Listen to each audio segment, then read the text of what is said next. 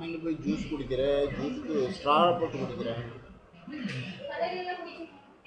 நான் அப்படியே தான் குடிப்பேன், ஸ்ட்ரா எங்கே போடுறேன். ஸ்ட்ரா வேணுன்னா அங்கே போய் உப்பங்கரை வைக்கிற போகலாம், 10 ரூபாய்க்கு கொடுக்குறாங்க.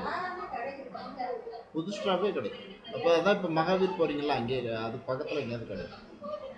நம்ம அன்றைக்கி அந்த ஹோல்சேல் இதுக்கு வாங்கினோம்ல, என்ன எசன்ஸ் வாங்கினோம்ல, அந்த கடையில் கிடைக்கும்.